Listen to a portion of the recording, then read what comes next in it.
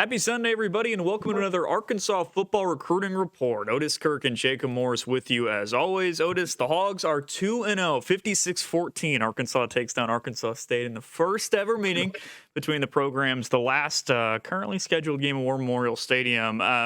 Otis, we'll just start general with this in terms of takeaways. Arkansas was dominant. It just flashed out 28 points in the first quarter, up 28-7. The Hogs outgained Arkansas State 630 to 285. Where do you want to go first with just your general Well, takeaways from a win and a 2-0 start for the Hogs? I I'd like to hit first on what we talked about last Sunday on here. The way Arkansas would win the game is to come out and hit them in the face right off Yeah. the bat. You said the last thing we wanted to see was that game go down to the fourth quarter, and I'm going to tell you, Arkansas had 300 yards of offense in like the first 10 minutes of the game. Yeah. Uh, so I think it's safe to say they came out and it hit them in the face. But no, I seriously, I thought that was about the most important thing because if you let Arkansas State hang around or any underdog, it gives them confidence, and the longer the game goes on, the more confidence they have. And Arkansas just completely dominated that game from start to finish. I tell you what, Sam had them prepared to play, and I was impressed with that. I mean, uh, Arkansas really looked good yesterday, but that offensive show in the first 10 minutes of the game or something, I mean, it was just dominating. I mean, Taylor Green was just everywhere, and Mike, he had Washington had that long run, and boy, Corey Robinson had a block on that run. I mean, Corey Robinson flattened a guy that man, I saw that on replay, and it was impressive how Corey Robinson just flattened that guy. It was a good game. I didn't think Arkansas would win that easily. I'm not going to sit here and say I did. I thought it'd be closer than that. But hey, you take it. And, Arkansas may be better than we thought, or at least I shouldn't say we, but they may be better than I thought. I mean, they really may. I picked them to go 6-6. And I had them 2-0 at this point, and I think most people did. The next 3 weeks will tell us a lot. You got Ole Miss, Mhm. 6 o'clock. By the way, that game's set for 6 o'clock on ESPN Saturday night. Now, there were some times it was to be determined, but it's been determined. Then you go to Memphis, and they're 2-0. And then you got Notre Dame, national runner-up coming in. Of course, they lost to Miami, but then again, Miami's pretty good this year. So the next 3 weeks will tell us a lot about that football team. But regardless of that, I was impressed with how they just came out and took the fight to Arkansas State. I really thought Arkansas State would come out and take the fight to them, and it didn't happen.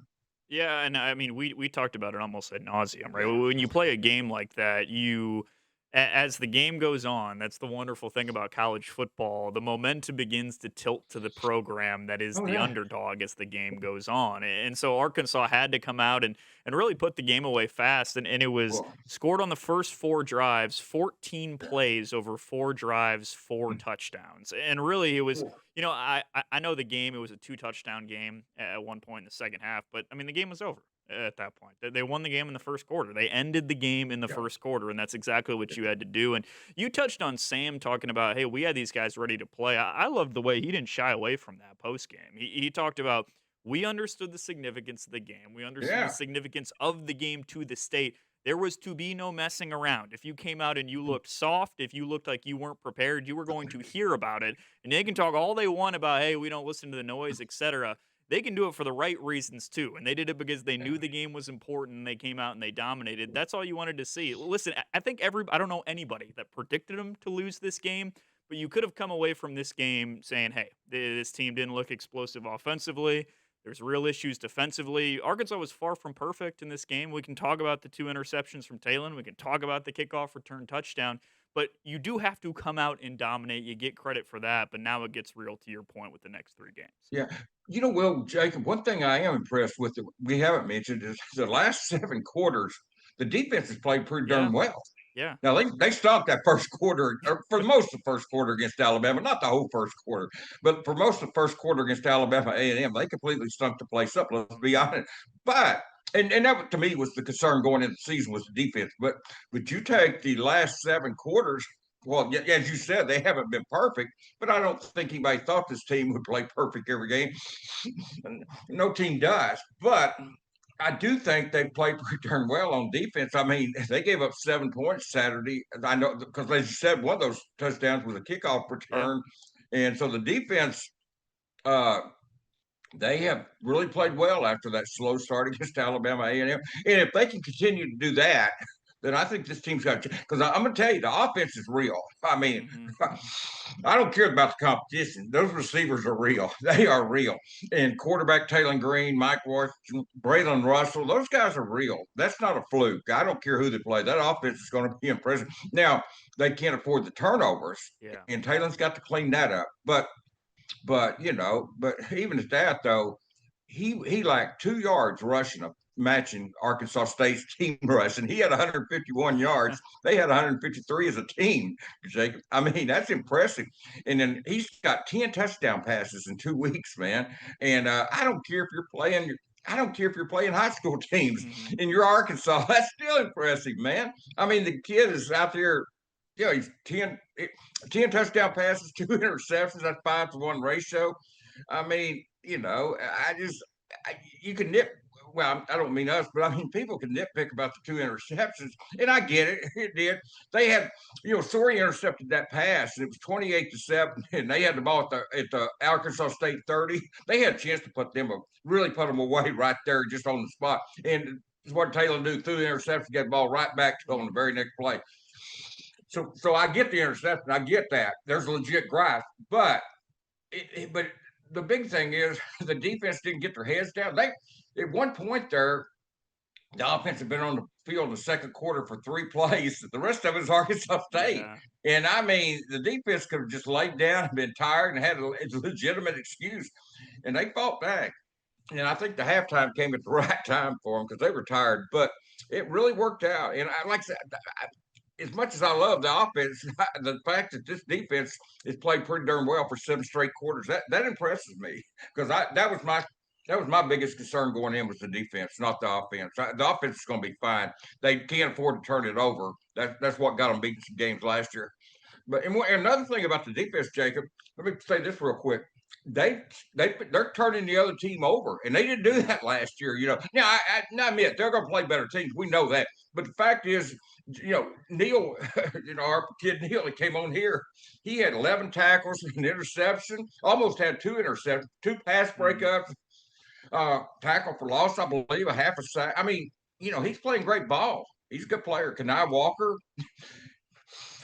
and when you get Neal and you get Walker out there at corner, you got guys 6'2". Those are not small cornerbacks. And of course, we know Big Larry Worth at safety. And so the defense and his story, Sam challenged that front seven to play better ball. And they after the Alabama A&M game, and they sure did.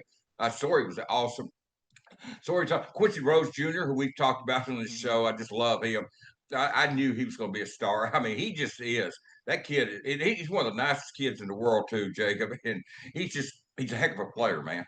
Yeah, Quincy Rhodes, awesome. Also, with obviously the Little Rock connection there, being able to do Yeah. what he did there, and Sam joked post game, which I thought was great about the fact he got asked, hey, do you think being back in Little Rock played a big factor? And he was like, I would like to say yeah, I just think he played well. And he's like, sure, we'll Yeah. say yes, right? But regardless, we talked about it, and you specifically when we said, hey, where are our biggest questions about this team? We said defensive line, what is the rotation going to look like? Who is Yeah. going to, quite frankly, step up outside of Cam Ball on the interior? Yeah. Yesterday, with both Philip Lee and Quincy Rhodes, it was Arkansas State. With all of this, and I mean no disrespect to Arkansas State, you Right. got to take it with a bit of a grain of salt with what's Right. coming schedule wise. But at the same Yeah. time, you still have to perform, and both Quincy Rhodes and Well, Philip Lee played really, really well, and that's encouraging to see.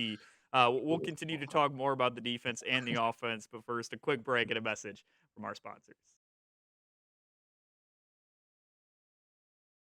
All right, back on the Arkansas football recruiting report. Otis Kirk and Jacob Morris with you breaking down the 56-14 victory for the Hogs over Arkansas State. Hey, Otis, listen, I think it's worthy to nitpick to critique the 2 interceptions for Taylor, and yeah, and it we'll is. get there. But I wanted to throw a couple stats at you here. You talked about the 10 touchdown passes through 2 games of the season, right? And shout out Arkansas Communications pushed out a couple post game stats here, and to your point, right, where it's hey, the competition hasn't been great. Okay, Right. right. But the counter to that would be, how about this stat?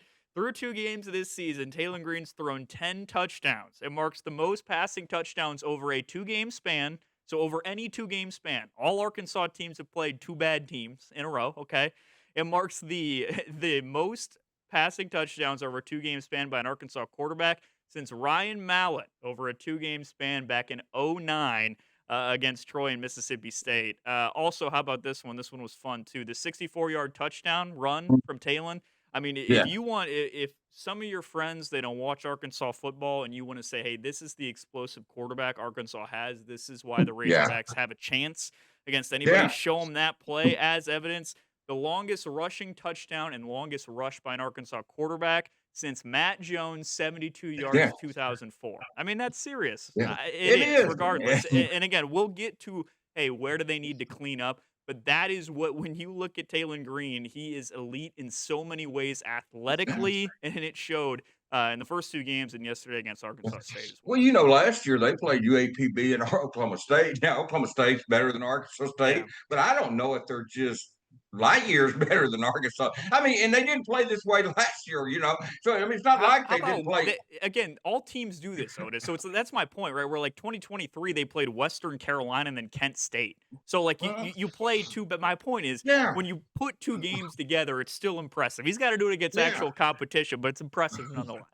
Yeah, but when you compare the starts, like you said, the last two Yeah, years, they didn't play this well. So I think that's a sign of Taylon Green, obviously, just stepping his game up. But it's also the defense, 7 straight quarters.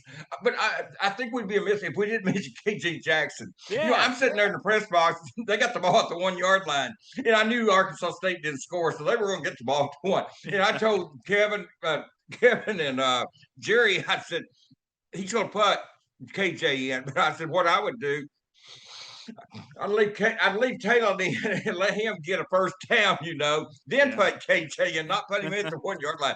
Well, put him in 7 plays later, I think it was. 3 of 3 passing for 70 yards. KJ takes him to the end zone, 99-yard drive. And some idiot suggested not putting him in at the 1 yard line. So, that's a good example of why Sam says. Now we'll see if it's going to hold true that he's not going to sign a portal quarterback because he feels comfortable with KJ. And that may, and I'm not doubting Sam. I think he means that right now. It's just what if some younger guys left? He may have to. But my point is, I see now why he feels comfortable KJ because that. I don't care if that is mop up duty. Somebody told me, it's mop up duty. It don't matter. You come in at the 1 yard line, you haven't played all day.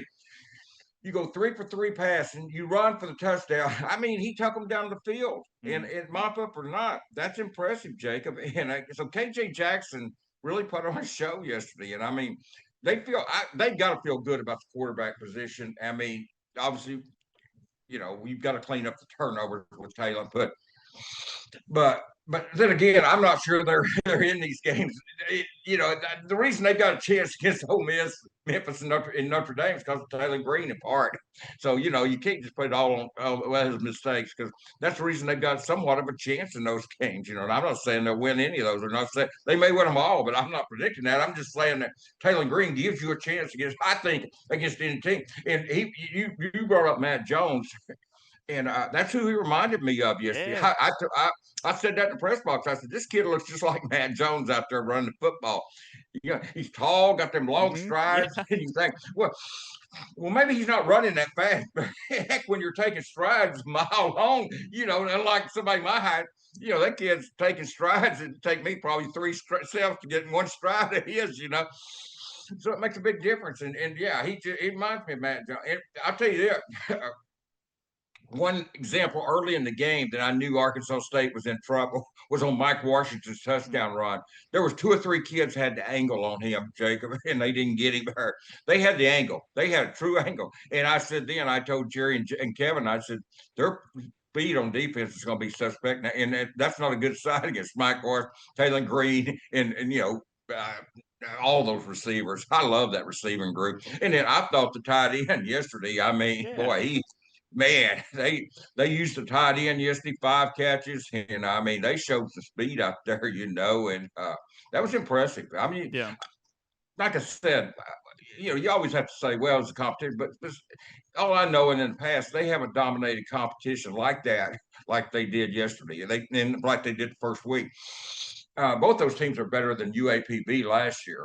So, and I think they've just come out and completely dominated. Once the defense got those hiccups out of the way on that, but Sam had warned us on that. And I'm jumping around here, Jake. I'm sorry, but he had warned us about that Alabama A&M game that they didn't have good film study, Mm. because new coaching staff, so many new players. They looked at Miles College, but that's a different school. I mean, some of the players were the same, but still a different school. You got different, and so it was tough. And he said they were going to have to make some adjustments on the fly during that game, and that's what they did. But the good thing is, once they made the adjustments, it carried over to the Arkansas State game. I've said all that to get to the Arkansas State game. The adjustments and they never let Arkansas State. That's a good quarterback for Arkansas State. I don't care what anybody says. That kid's a good quarterback. Uh, uh, they never let him get on track yesterday. He had some good moments, but he could never like put 4 or 5 great plays back to back to back to back. Both teams had penalties. I know some were griping about penalties against Arkansas State, said they were questionable call. Look, both teams had a lot of penalties, and they've got to clean that up. They've got to clean that up. So I mean, that's just you need to be watching the show, people, instead of calling me. Yeah, yeah. Sorry about that. They need to No, be watching this instead of calling me. you're a busy guy, Otis. We understand. It's going to be interesting though, from the standpoint that my thing with this is always just reminding people to stay measured in terms of I think it's all right to give credit where credit is due in Yeah. terms of you Well, have to go out and dominate opponents. However, it's what we're going to learn about this team the next 3 weeks. And yeah. the counter to the Talon Look, point is what makes Talon such a great quarterback is he's able to make plays athletically that this is yeah. what we always say about him that 99.9% of quarterbacks cannot make. 99.9% of quarterbacks cannot go 64 yards and outrun every single defender No. on the field. The issue with Talon has been sometimes the decision making. You make that intercept or you throw that interception that he threw where he just stared down a linebacker and it looked like he Yeah. was throwing it to an Arkansas State Yeah. line. I mean, It did. he was there the whole way. He It didn't was, move. They said it on yeah. the broadcast. It was like he must have still been looking right through him, right? Those are the interceptions that lose you the game next week. And Yeah. so It's just that's the type of thing where this has always been what we've talked about with Talon. If you can capture everything that makes him such an unbelievable athlete, such a 99.9 percenter in terms of right. athletic ability at the quarterback, and improve the processing and improve the decision making processes, that's where you see potentially a special quarterback. Because it's great to do what he's done the first 2 weeks, but those 2 interceptions are the ones that'll lose you the game the next three Yeah. weeks. And they are. And there's no getting around that. It just is the truth. Yeah. And so that's where when you see the competition step up, if that stays the same, that's where you begin to get worried. And you Yeah. just don't know until you see him go up in year 2 against defenses that he played in year 1.